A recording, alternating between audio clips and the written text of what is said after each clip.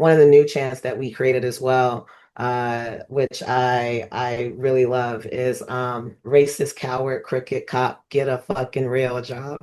And not only has it been a banger, but you can really see every time we say it, we're pointing at the cops, and the cops are like, they're actually legitimately upset. They do not like white folks get real jobs.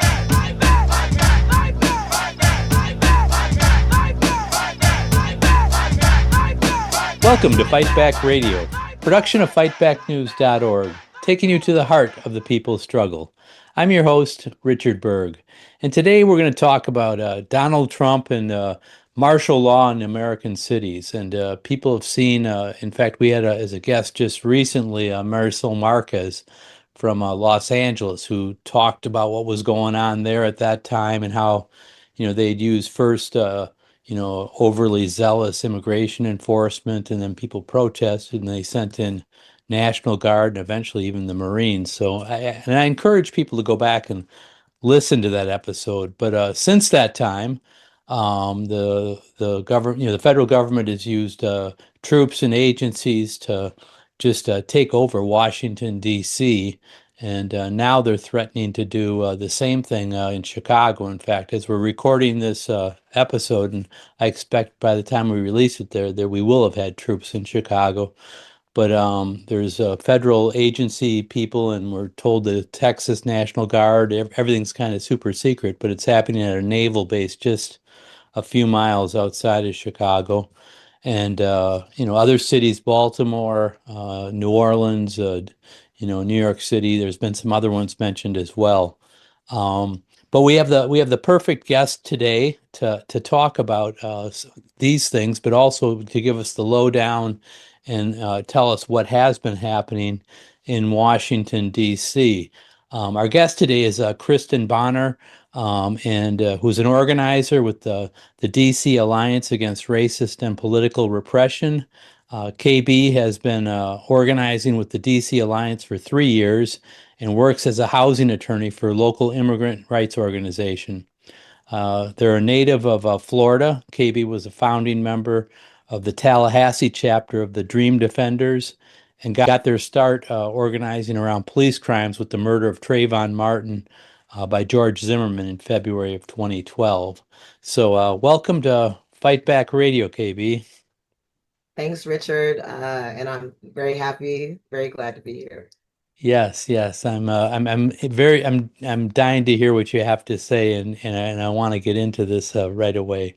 So, why don't we start by just, telling us what does the occupation look like, and is it correct to call it an occupation in DC? What's going on there right now?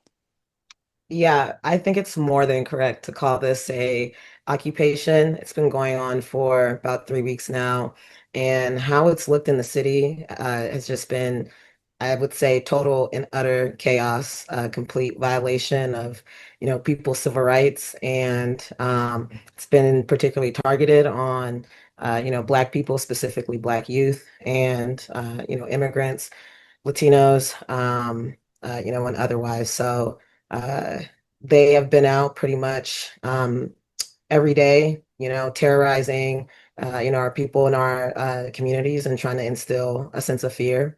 But I think that there's been a massive uprising and a massive response to, the occupation, and, DC residents all across the city are, voicing and expressing that displeasure and are fighting back. Okay. So, yeah, I mean, how is it, how are they functioning? I've seen different things. I've heard, there's thousands of troops there. If I'm, correct me if I'm wrong about that. And, things about like ICE agents riding around with police and, what, beside, targeting people of color. And, there's a large Black population in Washington, D.C. I know that, and it's an international city, so I got to believe there's lots of immigrants there. Yeah. It's the nation's capital. So how are they functioning? How are they doing their dirty deeds?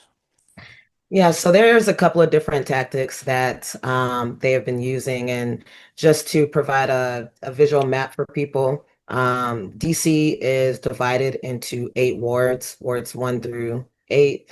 And there are 3 wards that are predominantly Black.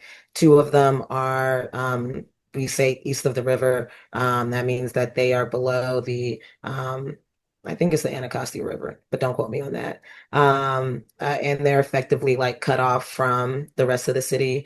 And that's where a majority of Black DC residents live. And you also have a pretty sizable Latinx community, I believe, in like Ward 1 and Ward 3, which is, the upper, like northwest quadrant of the city. And so, what we see in predominantly Latino neighborhoods is ICE setting up checkpoints and using a bevy of tactics to, kidnap and terrorize people. So, what that means, and something that we've seen is people order food on Uber Eats, on DoorDash, and ICE is strategically camped out at like these very busy, restaurants and different places that do, Uber Eats and DoorDash delivery. And they are watching as the drivers come in. They're seeing what they look like, and they're following the drivers and then kidnapping them once they get to their destination. And so their family doesn't know what's happened to them. They're literally working while they're being taken. In the predominantly Black part of the city, Ward 7 and 8. What it looks like is like roving police gangs, like for real. Generally, you'll have a convoy of Metropolitan Police Department, which is DC's local police department, FBI, ATF, HSI, ICE, and Secret Service, and a few more federal agencies that like I'm forgetting right now. And they'll ride around in 7 to 10 car convoys, pulling people over. So um, Trump, his executive order was on, I believe, like Monday, August 11th, and on August 13th, we in the DC Alliance had a action in response to, the occupation. And that night, after the action, we did like an impromptu cop watch where, we saw this in real time, where these officers just randomly pulled over 2 people who were minding their business. They didn't have any type of reason to pull these people over. Of course, they were Black, and they immediately, asked to search their car. They were searching their car. They didn't find anything, and I think, in part because we were there, they let them go. And I live in this area of the city. I don't live in DC, but I live in the community that is like directly around DC, and we see it there. So literally every time I'm going out to even just like run an errand or go to the grocery store, you just see these convoys rolling past. You see them stopping people, indiscriminately, and like really just being like a force of terror. The jails in DC, well, excuse me, DC only has 1 jail, but I mean, it was already overcrowded, and it's been even more so since the start of the occupation. Last week we had a local immigrant rights activist that was arrested while doing ICE watch, and they were arraigned for like Monday afternoon at 1 p.m. and they weren't actually seen by the judge until like 10 or 11 p.m. that night. And court did not conclude until I believe 2 or 3 o'clock that morning, which is highly unusual, like just completely out of the norm. Court closes at 4:35. And usually they try to aim to get their dockets done by like 3:30. And the judges are telling people as they are, being held that like, hey, we know that your civil rights are being violated, but our hands are tied. There's nothing that we can do. And now the prosecutor's office in DC has been instructed to request mandatory holds for everyone who was held. as a part of this occupation. So what that means is that judges don't even have any discretion on whether to, release someone or to keep them in jail. When the government sends out a mandatory hold, that means that they have to be held, that they are such a threat. So the Uh, prosecutor has that kind of authority, though, that can't the judges say, hey, you know, or they just don't have the will? What's No, that? I don't know the specifics of it, but yeah, they do have that type of authority because it's the type of hold that they're classified under, where they're saying that they're such a dangerous threat that they have to be held. And so when they code it as that, it's a very specific type of code. It takes all discretion away from the judges. So I'll have to like look in and see like exactly or specifically what it is, but that's what we're hearing, and that's I mean obviously what we're seeing with um, just the times that people are getting out of jail if they can get out of jail, and then hearing that even more people are not being allowed to be released. Well, let me back up here a little bit. So it seems that usually I don't know, maybe I'm not an expert on the police, but it seems to me mostly usually they drive around or whatever. If they're targeting a certain thing, maybe they go in, they ask for backup, maybe. But you're talking about convoys of large numbers of police kind of traveling in large groups and just randomly grabbing people off the streets. Am I right about that? And if I am, then once they grab this poor fella or woman or whoever it is what are they charge? They want to search their car if they're in a vehicle, but what kinds of things are they being charged with? And don't people have, there's like, things like due process under the Right? law, Supposed to be and right. rid of habeas corpus, these different things that Right. I've heard about over the years. Can you help me out here a little bit? Tell me what's going on and Yeah. how these agencies are actually acting Mhm. For sure. and if I'm right about, some of this stuff. I mean, some of it is like utter bullshit. Excuse my language, No, that's but all right. You're on Fight Back Radio. You can say bullshit. all right, awesome, awesome. Yeah, it's utter bullshit then, Richard.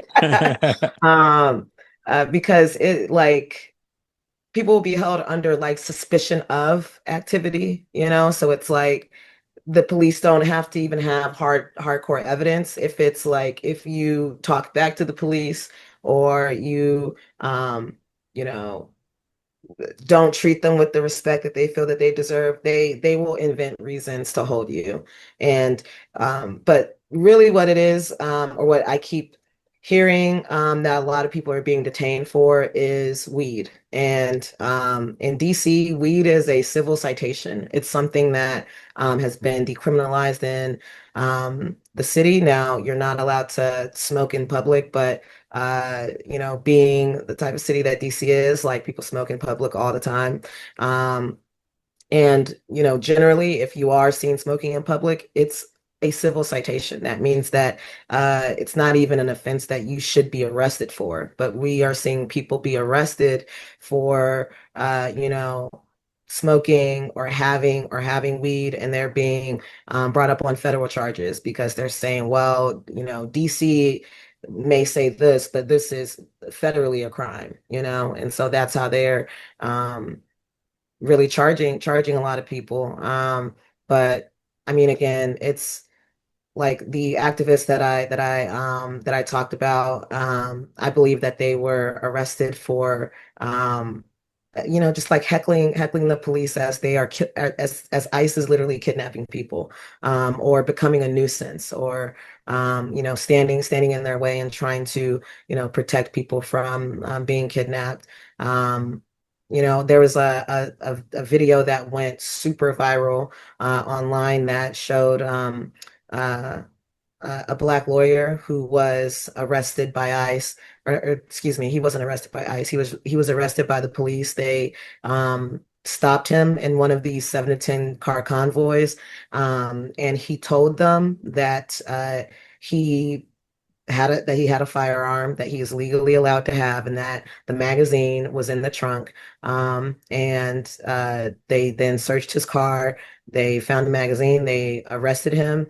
Um, and in the video, you can hear and see him saying that, like, I haven't done anything wrong. They're literally trying to find and fabricate evidence to charge me with, So if they're doing this to a member of the bar that practices in DC courts, and is charged with you know upholding the law, like regardless of what it is that they actually do, just imagine what it's like for just like regular working class Black and brown people, the people who built DC, who make DC go, and who make DC the city that it is. It's just it's absolutely ridiculous. Yeah, yeah. So, well, let me ask you a little bit about what the what DC looks like these days. I mean, because I've seen some things, and I know here too when there was rumors, or when the feds came in for a little bit. I mean, they ICE came into Chicago early in the Trump administration. It was a target here, and they said that we're going to get the criminals and blah blah blah. And but especially in Little Village and other Latino communities of Chicago, people just stopped going to work, and the streets were empty. And I've heard some similar kinds of reports from DC Hmm. about I mean, besides being the nation's capital, it's a city that relies on tourism, and as a major industry. And so I mean, what does it look like as you go around Washington? And is it like that? Is it people Yeah. being afraid to go out? I mean, oh, for sure, especially for our, Latino community here, they're absolutely terrified. Like, we just got a message, the other day from a woman who says that she hasn't been out of her apartment in 3 weeks because she's absolutely terrified of, what the police and what ICE may do. That, she's just scared for herself and for her children and her family. And that's a story and a refrain that I've heard from a lot of people and a lot of Latino people. As I said, I work at an immigrant rights organization. We primarily serve Maryland, but we do have ties and connections to DC. And like even in my day job, I hear of clients like not coming to court because they are afraid of being kidnapped by ICE. And just hearing the same things about not working or not even going out the house to get food or anything because they just don't want to be picked up. And so there are like mutual aid solidarity groups, and migrant groups that are doing work around providing food and essential resources to people who have essentially been holed up for the last 3 weeks. Um, but it's yeah, I don't know what else I could I could say on that, Richard, but it's absolutely awful. Yeah, no, that's terrible. And yeah, I think we're hearing stories about people that are, in the country, whatever they've asked for asylum or whatever, people that are, Yeah, are legally here waiting for things, and they say, "Oh, coming in, we need to you need to check in with us," and then they grab them and things like that. Children being exactly. Yeah, shipped off without their parents to Guatemala. That's something that yeah, just came up recently. But let me ask you, you're besides being a lawyer and a citizen of DC and a whatever observer, you're also an activist, as I said at the top in interviewing you, and you're an activist with the DC Alliance Against yeah. Racist and Political Repression. So how has the movement responded to this kind of repression? What kinds of things are you all doing on the ground, and what's the response from the rest Yeah. of the citizens? I mean, I think, Or people that live in DC, citizen or not, I should yeah, no, say. for sure.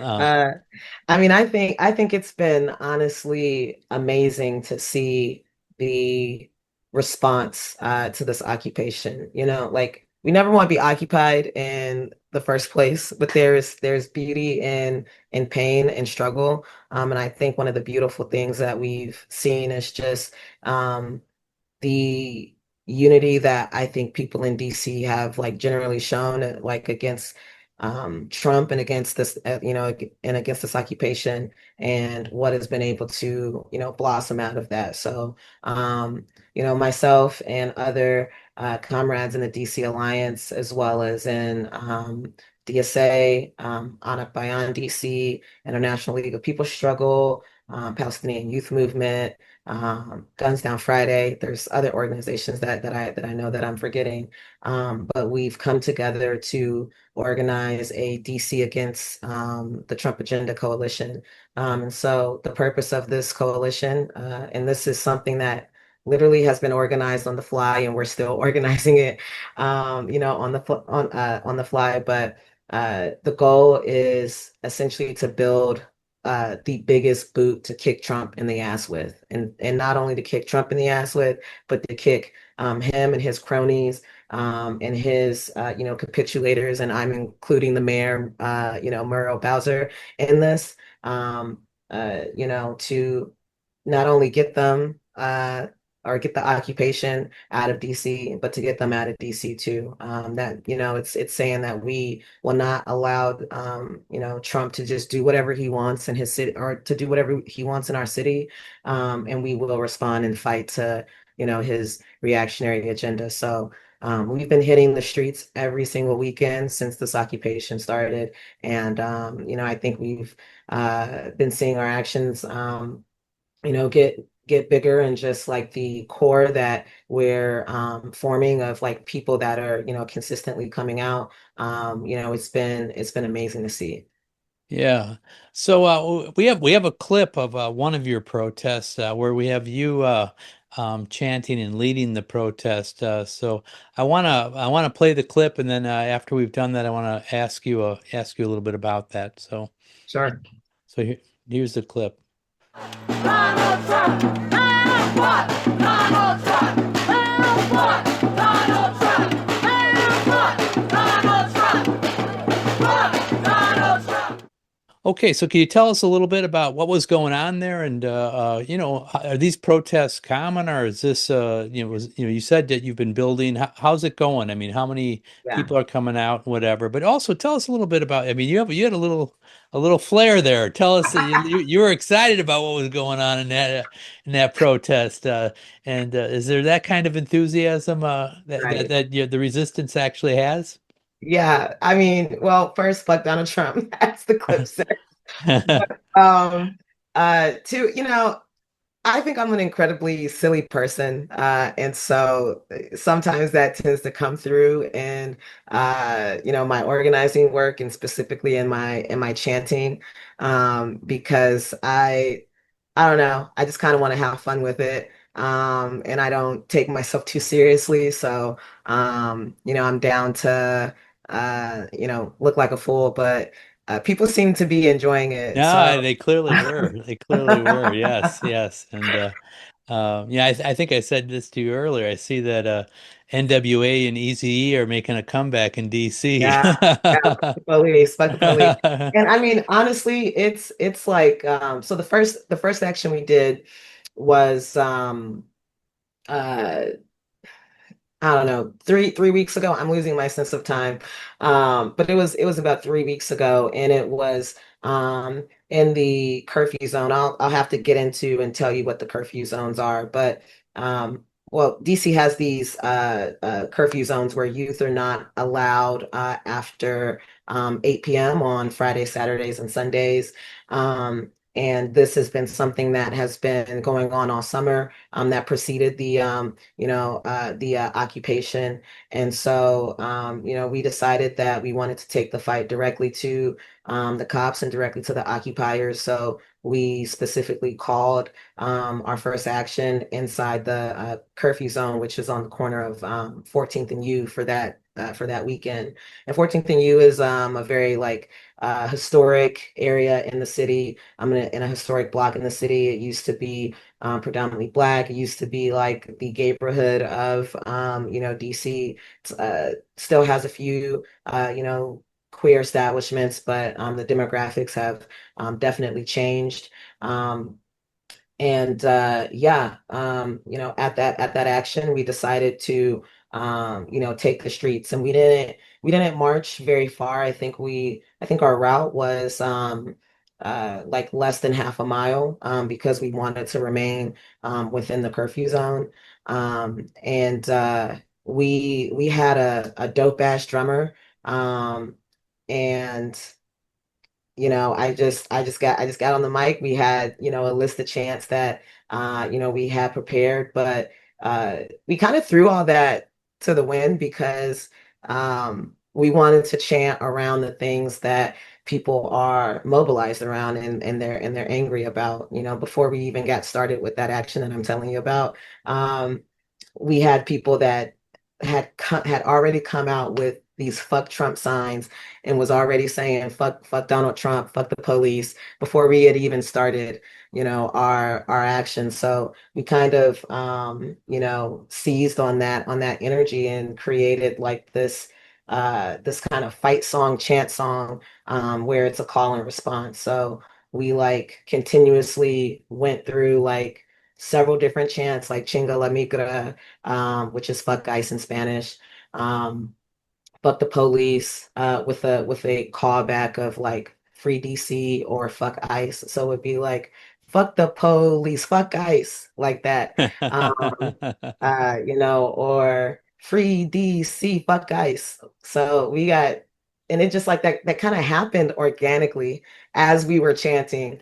And it was just like it was something that was like it was beautiful to see to be involved in and I think it's something that we've definitely kind of replicated with our actions and it's like to me it's like okay we always have to have a drummer at every single action. And as long as we have like a list of chants that we know and that we want to go in with, then we can like create a song out of this. And one of the new chants that we created as well, which I really love, is racist coward crooked cop, get a fucking real job.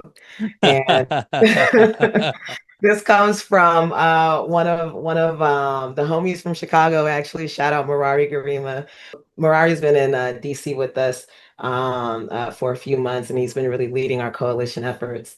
And the first night that we did an action as the DC Alliance, that August 13th action that I was talking about, when we were doing our impromptu cop watch, we're like filming and, talking shit to the cops.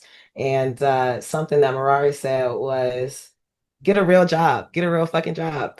And the cops got so angry. Like you could tell, like they're like, get off the street, get off the street. We got flicked off by a convoy, like one of the convoys I was talking about. There was an MPD officer who like uh violently flicked us off, was very angry that we were telling them to get real jobs. And so, I really wanted to turn that into a chant. And after some brainstorming with our folks in the DC Alliance, we came up with that chant. And not only has it been a banger, but you can really see every time we say it, we're pointing at the cops, and the cops are like, they're actually legitimately upset. They do not like being told to get real jobs, but I mean, like their jobs are not real. Using your labor to terrorize Black and brown people, that provides no productive value to society. Like it's truly not a real job, and I think that kind of hits on the feeling that a lot of people have that like what the cops do is bullshit. Actually, work for your money, do something for your money besides terrorizing, Black and brown kids. Yeah, yeah. Well, thank you for that. We're going to use it. Even maybe it came from Chicago, but we'll use it when it comes back. Yeah, hell yeah. Yeah, for those of you in Baltimore or New Orleans, LA, or wherever the troops, if they try to show up next, that. There's your chant. If it gets under their skin, keep doing it. Yeah, yeah, Oh, that's great. That's great. Um, let me ask you. You mentioned the mayor, Muriel Bowser. yeah. I mean, DC is a little bit different because you got this home rule thing. Maybe if you could talk a little bit about, about what that is. She's supposed to be the elected person that's pushing back and trying to, represent the city of Washington, D.C. and the residents that live there. What's she been doing? How Right. has she been supportive of the movement, or what's her role been? Richard, I'll just start by saying I wish we had a real mayor like y'all. Because a real mayor that like actually, will stand up to Trump and will fight back. And that was actually our exact sentiment as the DC Against Trump coalition. We actually just had I've been calling it like a wildcat action because it was caught on the fly, organized in less than 24 hours. But on Tuesday, Mayor Bowser signed and released an executive order that allows local police forces to cooperate with federal law enforcement indefinitely.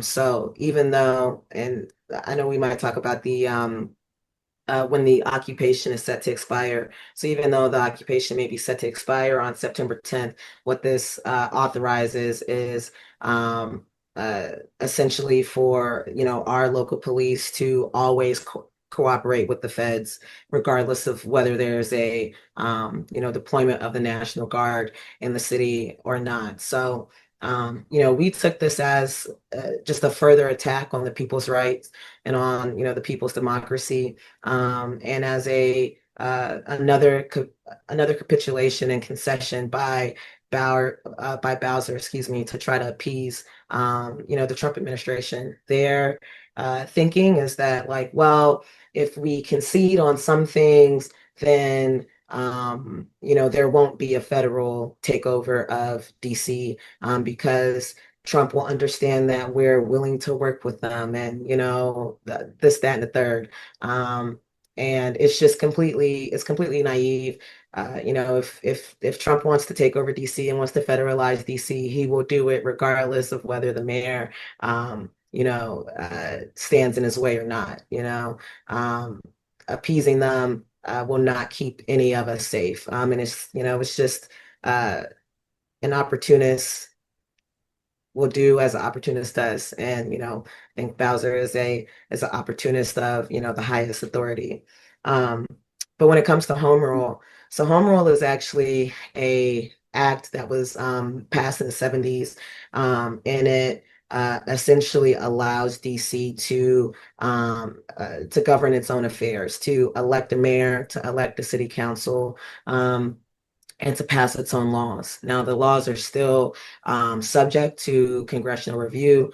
And what that means in reality is that if DC passes a law, the federal government has 3 weeks to either veto that law or to amend it or change it. And so if they don't do that within those 3 weeks, then the law automatically goes into effect. So, what we uh, one of the most recent examples of like home rule coming into play is a couple of years ago, DC tried to update its penal code just to be more in line with modern standards.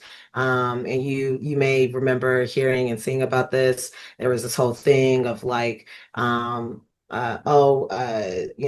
doing the opposite of being tough on crime and tough on criminals. And so uh, Congress and the president came in and essentially like vetoed this law that DC residents had put their input on. They had voted for it through their council, and it was just dead on arrival, immediately because of the federal government and federal oversight. So it's very detrimental to um, you know the democratic rights of um, Black and brown people in the city. And it's like I mean, we know that's why there is such a stronghold on, DC, and such a unrelenting unwillingness to allow any measure of, political autonomy, in DC. So, Yeah, yeah.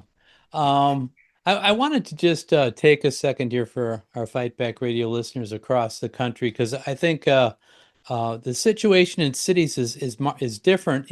Obviously Trump's the same jackass everywhere. But like here in Chicago, you mentioned like our mayor. I want to give him a shout out, Brandon Johnson, um, who actually has been a previous guest on Fight Back Radio. yeah, So you don't get that from it's the only mayor that's been on Fight Back Radio. But excuse me. Um, Chicago's a sanctuary city, which is part of the reason it's been targeted. And since Brandon's come into office, he comes from our movement. He was a labor activist in the Chicago Teachers Union, which is my union. That's how I know him. yeah, And but also, he lives on the west side of Chicago in one of the poorest, I think I was going to say overwhelmingly, but I think all black neighborhood. And and he's lived there. He raises his family there, and he's part of that community as well.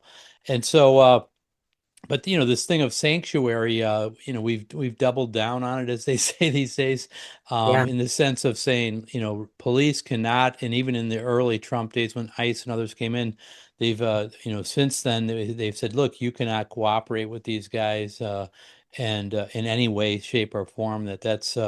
And the rationale behind it is if we're ever going to build trust with the police and the community, and we can debate whether that's possible or whatever, but certainly people aren't going to go to the police to talk about trying to fix things in the community if they're afraid of being nabbed and having their families get nabbed and thrown away or whatever that and so what should actually public safety look like in a more just world is a fair question. But Chicago has taken money and put it into summer jobs and into things like you put more money into education, into schools and stuff like that, and all these things have had the result of a lowering crime rate, which yeah, I think is happening a little bit everywhere. But this summer we've had over 30% drop in crime and in homicides, and it's the lowest it's been since 1965. And yeah, so the answer to crime and to violence isn't more crime, isn't putting armed military people into your streets, but it's to say let's give people jobs and yeah. let's Glad you get back. yeah, absolutely, and real jobs.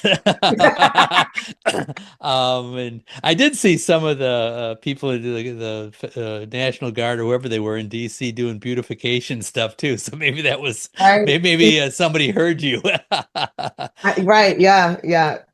But it's some of the things about making Chicago affordable, building, Right. they tore down Mhm. all the public housing that was built in the 60s and 70s. Now the new mayor without federal money is starting to rebuild public housing and Wow. affordable housing for people, and giving raising the minimum wage, and Amazing. applying it to tip workers and all these kind of things, and accountability of the police. We got a law that's not good enough but better. And so I don't want to make it a panacea because we got a long way to go here in Chicago. But struggle matters, and when you fight, you can win, and Yeah. you don't win it all at once. And you got, I want to push back.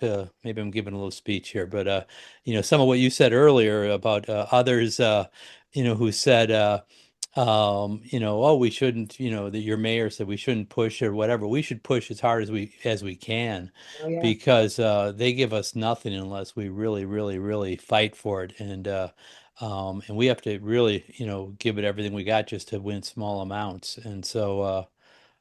Anyways, I wanted to counterpose that to your mayor, I guess, who I don't know Right. quite as well, but yeah, I mean, but let me ask you. So, I want to go to September 10th. I've heard is supposed to be an expiration, and they're debating whether anything's going to happen on September 10th for the DC. Are the troops going to go out or not? What do you expect to happen?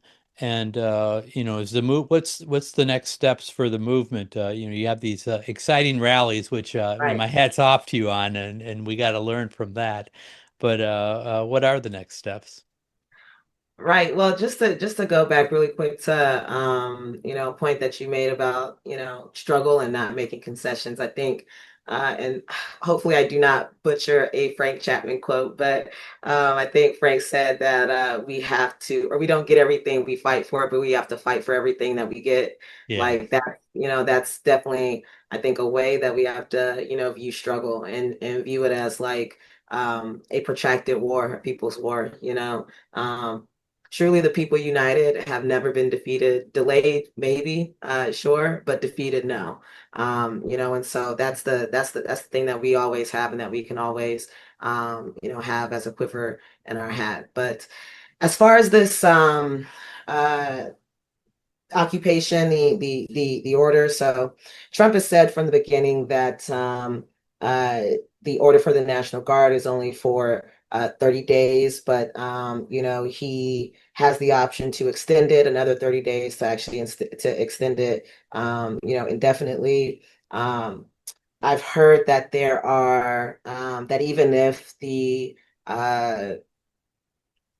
National Guard, the occupation is called off after the 10th, that the way their orders work or this deployment is set up to work is that they would still be within the city until I think December. So even if the order expires and it's not renewed, they're not immediately going to be off our streets. And I think that this occupation definitely represents like a new level of struggle and a new level of attack. Every time we organize and heighten our level of development, so too does the enemy. They organize against us and they attack us, to try to stop us. But as one of our comrades here says, to be attacked by the enemy is a good thing. And so I personally don't see the conditions changing that much. I think how Trump has been posturing, and just the outright and utter, backboneless of the mayor and the utter concessions that the mayor has been granting to the Trump administration, that they are prepared for a long haul with this occupation, and that we can expect this level of activity to remain constant at least for a time period. I think with the deployments to other cities, Trump is showing that he has no intents to slow down or reverse any of the moves that he's made, and that he actually wants to do the opposite and try to expand. And so I think it's important for us to expand right along with it, and to make our coalitions not only in our city stronger, but to then link those up with coalitions and other cities, because that's ultimately what it's going to take for a lot of things. Like for us specifically in DC, when it comes to when it comes to home rule and to statehood, that in my opinion is going to have to be a national issue that has national coalitions and organizing, and that to stop Trump's reactionary agenda in its tracks, it's gonna take national organizing. It's gonna take all of us linking up uniting together, pulling our resources, and pulling our organizing power to kick that motherfucker in the ass. I'll be Yeah. honest. Yeah, no, I think you're right. I mean, I know, like, all the attacks that Trump has done, just, it's you're not just this martial law in the cities, but just across the board. The initial reaction, like in organized labor and other places, has been to go to court and whatever. And actually, we've won a lot of stuff in court. I don't want to Right. tell. I wouldn't tell anybody don't do that because he's breaking the law and the Constitution all over the place. Right. But ultimately, I mean, as they go up the chain, the Supreme Court is not going to be on our side at the end of the rainbow here, um, and I think what you're doing is really what's called for, which is using the courts or whatever, but also hitting the streets.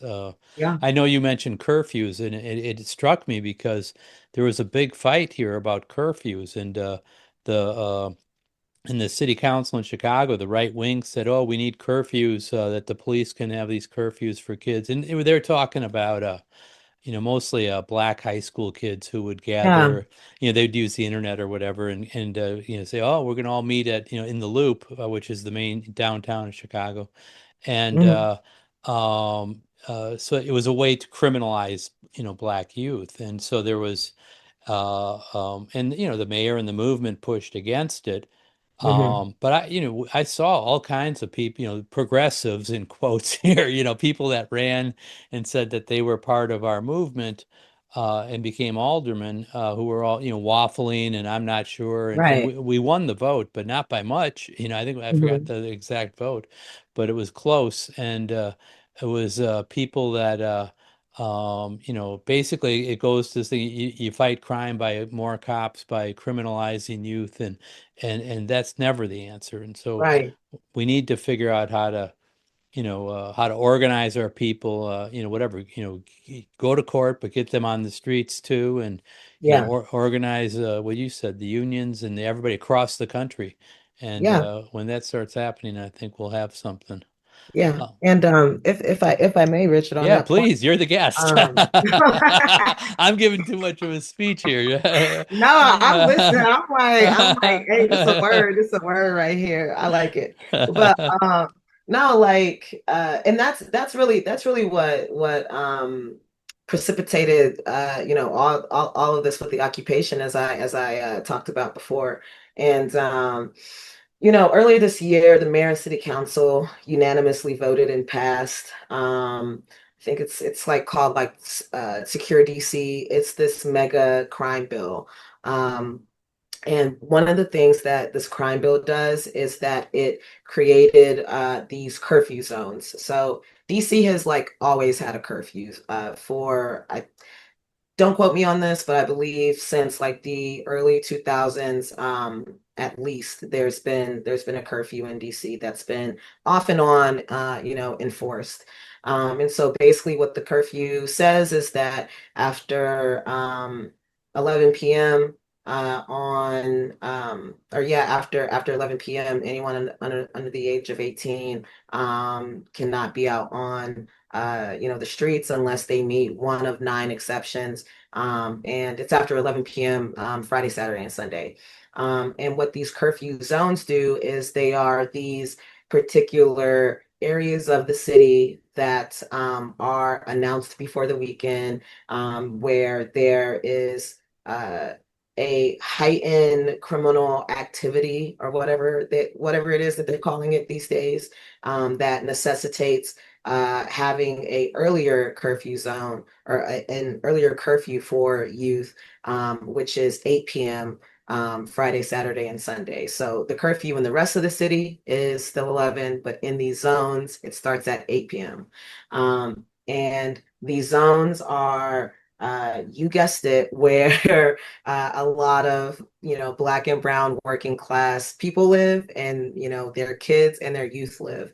And something that's been going on in DC for really.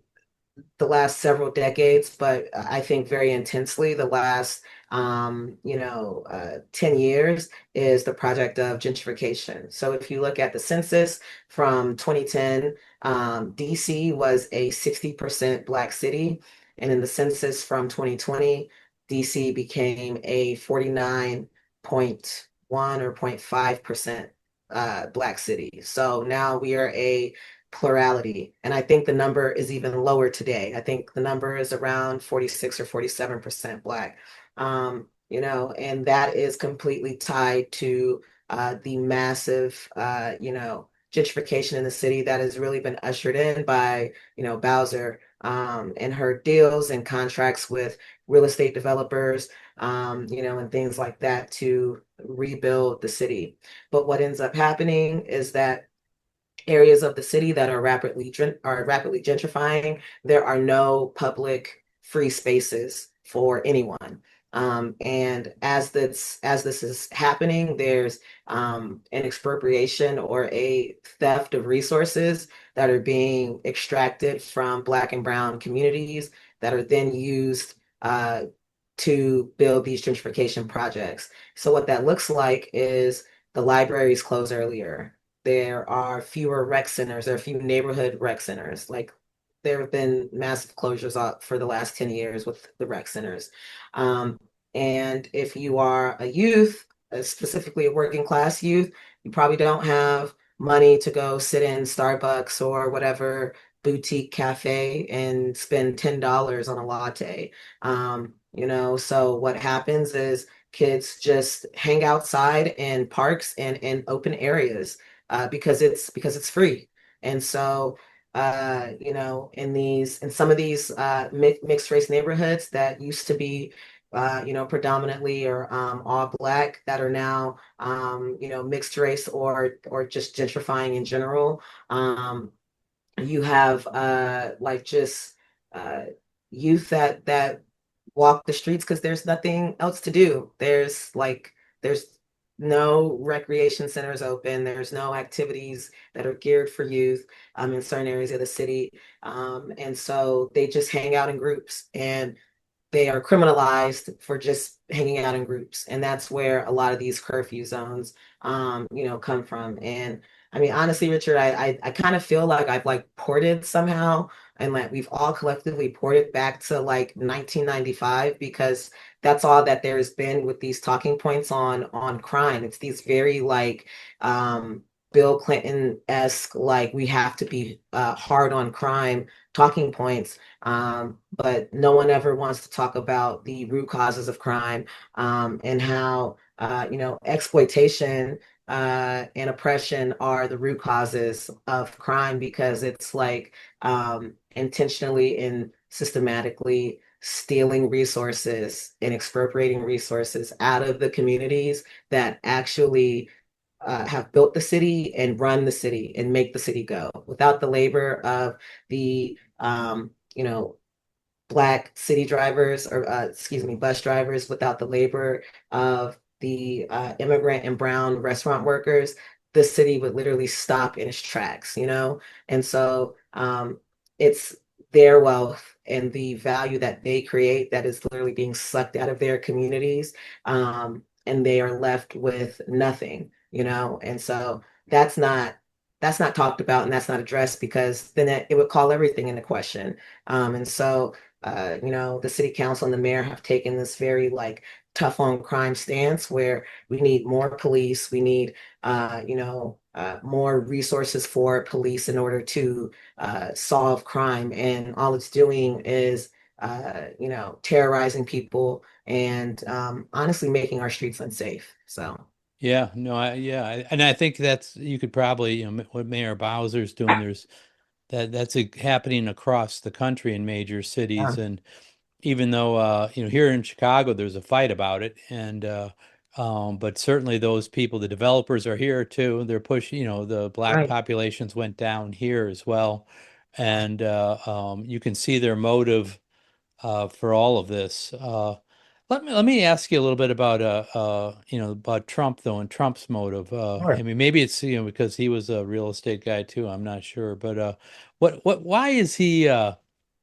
in your view, why is he doing what he's doing? Why is he, Right. martial law in all these cities? I mean, to me, it can't be a good look. I don't know. Maybe that's just me in Fight Back Radio, but what's the motive behind the federal government and the president trying to do these actions?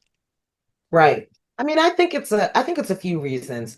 I think partially the focus on ICE and on forcibly kidnapping people is precisely because Trump's policy on immigrants and undocumented people has been largely unsuccessful and it hasn't worked, and so um, eh, instead of like accepting, defeat, he's just only resorted to more oppression and further oppressive, methods to,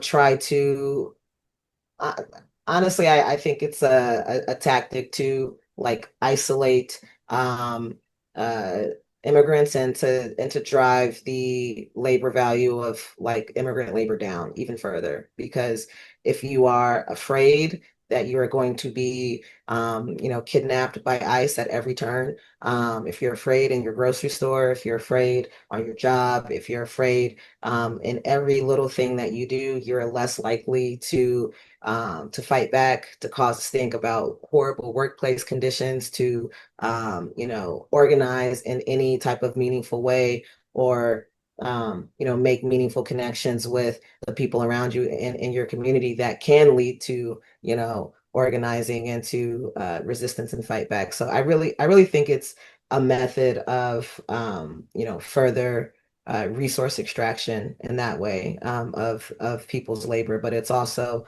a way of trying to say like, actually, look, what I'm doing is working. It is super effective. Like we've deported, such and such many people, or we've detained such and such many people.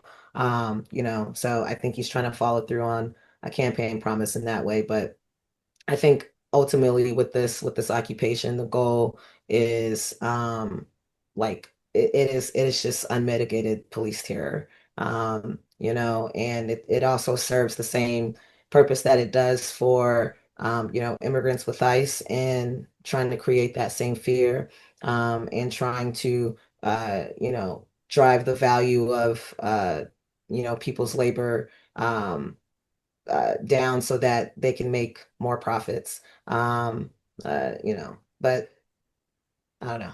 Yeah. That's the way I think of it. No, that's I think you're probably right. I mean, it's yeah, see, when you increase or a super exploitation of a group of people, not only does it increase the profits of the rich, but it also puts a downward pressure on the wages of everybody. Mhm. And so, yeah, I think that's probably right. That's why, as a labor movement or as a working class, we need to unite all the people to fight together, no matter who Exactly. they are. It's like, you see if one group is treated less, that's going to mess with you as well. And if you're Yeah. of that group, obviously, then you're the one that's being super exploited.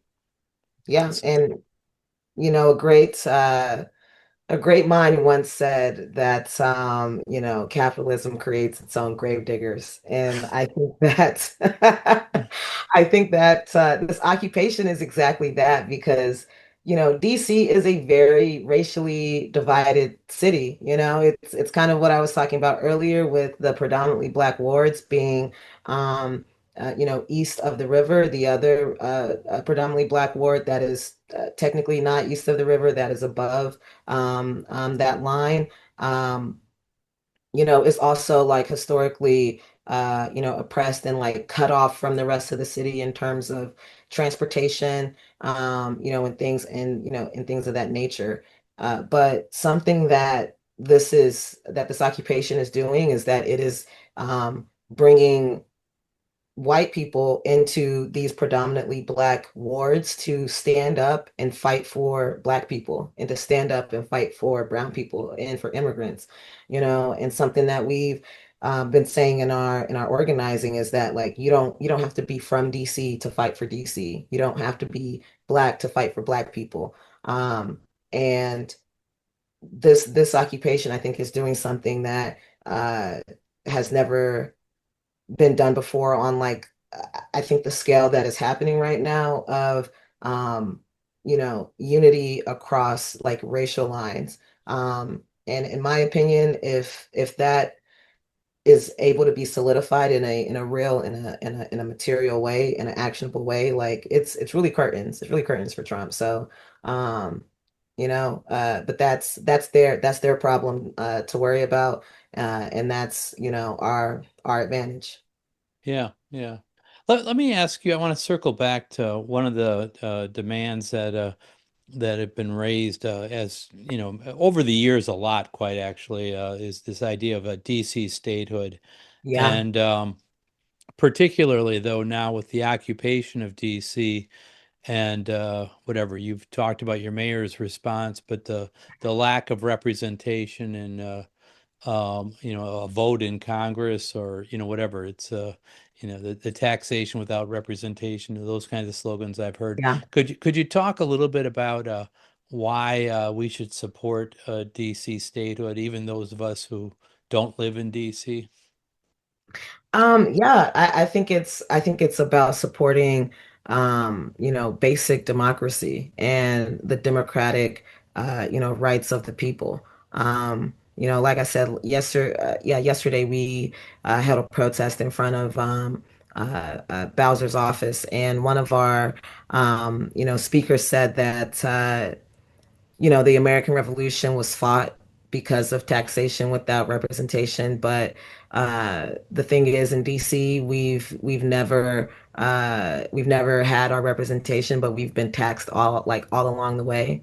And I think that hits at the core. Of the matter is that this is a fight for democracy, and this is a fight for Black democracy and for Black, self-determination, at the end of the day, because that is the majority of the people who make up DC. And I know the demographics say right now that DC is a plurality, but that doesn't include the homeless population, of which it is significant in DC, and it doesn't include the people who live on the outside of DC that have been forced out because of, this rampant gentrification. So, it can feel a bit tangential for folks that don't live in DC, because it's like, oh, well, it's not my problem. I don't live there. But we see this, you know, basic denial of people's, democratic rights, I think,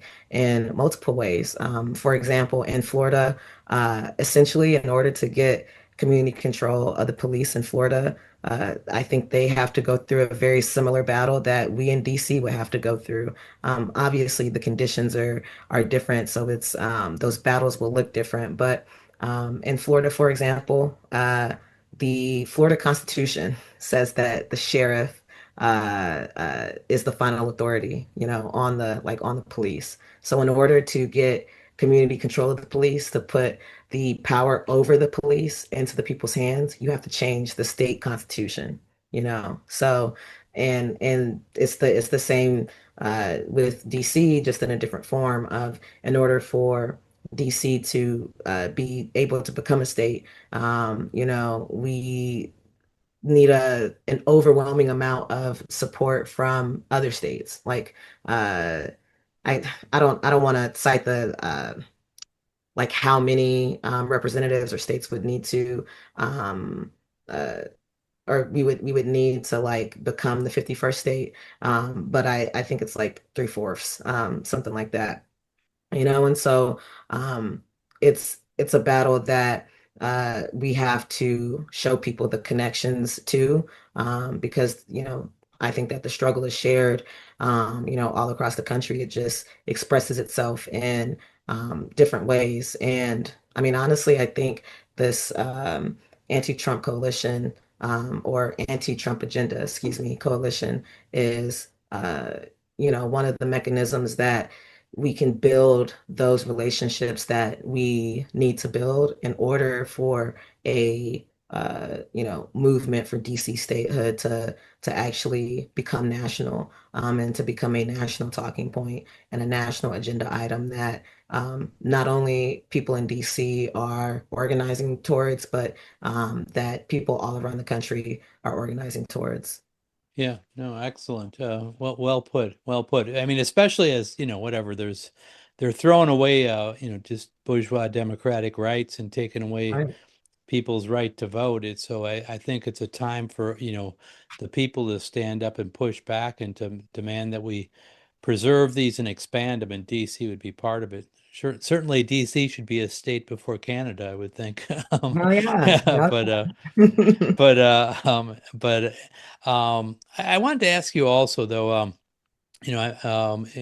but when we're going to release this in a couple of days, and I expect we'll probably have troops in Chicago by the time people are hearing this episode. But what advice would you have for those of us in Chicago or Baltimore, New Orleans, who knows where else? I mean, you're going through an occupation right now. What for our movement here, what advice would you give to activists in cities across the country? Right. That might be facing the same thing soon. Uh, my first piece of advice would be to, if you're not already fighting, to then, join the fight right now, to build a broad coalition, that's focused on defeating the Trump agenda, because we know the Trump agenda is national, and so we have to be national in that way as well. I think I think Chicago, honestly, is one of the better equipped cities to deal with, an occupation. That there's a high level of unity and of struggle in Chicago. And that honestly, we in DC kind of aspire to build that and to reach that level of unity and struggle. But it's really going to take all of us, and I think this is the moment where we have to, put aside our differences, put aside our disagreements, and fight for something greater, which is, for all of us, for our, collective freedom. Um, something that I tell folks here all the time is that, if Mao could unite with the Kuomintang to overthrow Japanese imperialism, then there's there's no one here that is, someone that we can't find some basis of unity with, to fight alongside and to struggle with. I mean, obviously, when it comes to like the white supremacists and the Trump, supporters and reactionaries and stuff like that, we're not talking about like trying to find unity with them, but, amongst like the liberals, or the more, democratic elements that are willing to fight back, the nonprofits and the labor unions and the community groups that are willing to fight back, anyone who is willing to come to a come to a protest, to mobilize their people to a protest, to mobilize different actions, and to coordinate different responses to, contain the effects of this occupation. Those are people that we can all unite with, and it's like, if anything, the moment is now, and the time calls for us to do so. So um, I would say for those that uh, are anticipating, Trump coming to their city, uh, you know, get with your other organizations, form a anti-Trump agenda coalition, if you haven't already, and dig in and fight and kick this motherfucker's ass. Well put, well put. So, before we end the interview, I want to, give you a chance. If there's anything that we haven't mentioned here that you want to bring up or underline, and then also anything, if there's any way people can support your actions in DC, or if there's things that the Alliance has coming up. I think you have a conference coming up sometime this Yeah, fall, yeah. and maybe we can put that in the show notes. But anything else you want to add at this time? Yeah, so I have a small list of things that let me get on my list. No, I'm just kidding. So please follow the DC Alliance at DC AARPR on Instagram, Threads, Twitter, and Facebook, I believe. Please follow the DC Against the Trump Agenda Coalition. You can find us on Instagram at DC Against Trump. Also, as you said, Richard, thank you for the pre-plug. The National Alliance Against Racism and Political Oppression, which is our national organization, been in existence since the 70s, came out of the Free Angela Davis movement.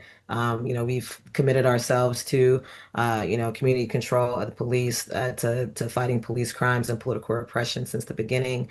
We're having a conference this year in Chicago, November 14th through the 16th. If you would like to learn more, would like to register, you can visit NARPR, NAARPR.org, for more information and to register. Yeah, that's it. So I've registered, so you can hopefully I will see all you Fight Back Radio listeners here in Chicago at the Yeah. National Alliance Conference. But yes, and we'll put all those things that KB's just said in the show notes, so you can find them there as well. So you don't have to memorize them. You can scroll down and then write them down. But thank you, Kristen, so much for being our guest on Fight Back Radio.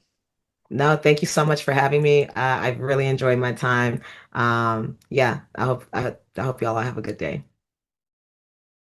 So it's a somber moment here in Chicago as we get ready for the whatever ice to invade. They're at the Great Lakes Naval Base just outside of Chicago.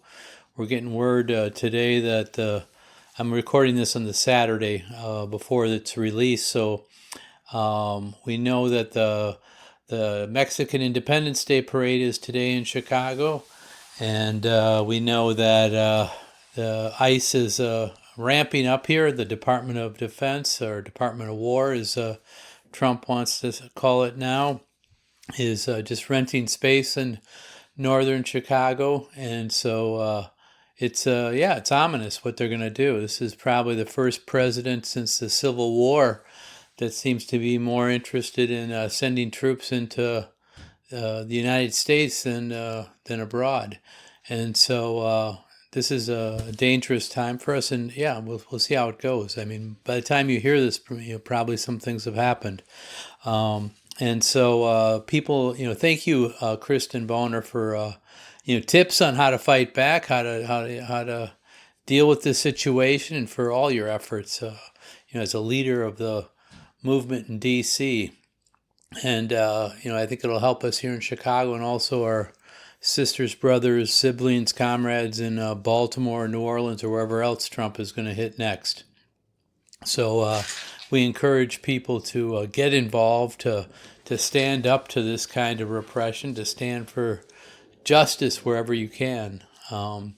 Before we sign off, I want to also, though, say on a more cheerful note, we've been doing Fight Back Radio now for 3.5 years, about almost 4, and we're coming up on episode 100, and the production team said, hey, we should do something special for production, for our episode 100.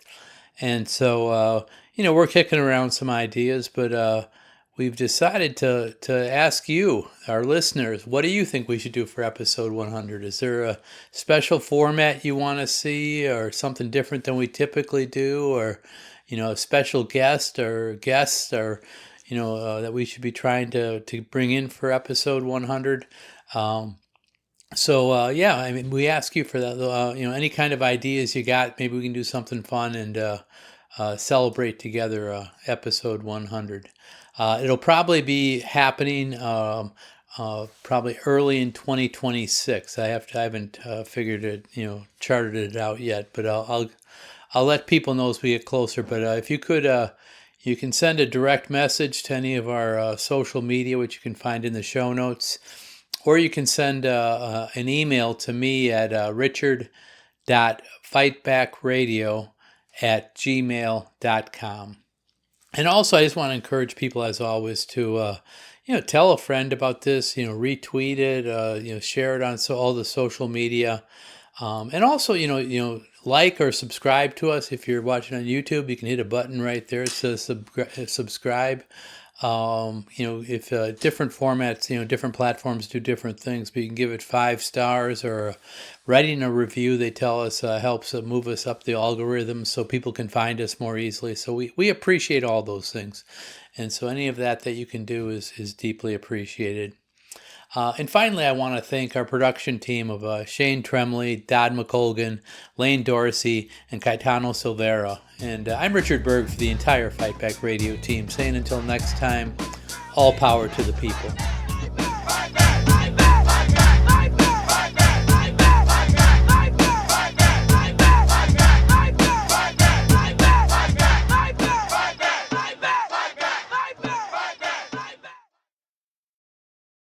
Okay, now anything you say can be used against you. Um, Sometimes they do clips at the end, so, but they usually, I tell people if they won't make you look bad. If they do, they make me look bad. No, They- I like the little clips that they do. They're super cute. Yeah, yeah. Well, we don't pay them, so that's I guess the only thing they get to do is make fun of me. Awesome, awesome. Thanks, comrades. Appreciate you. Well, you don't pay me either.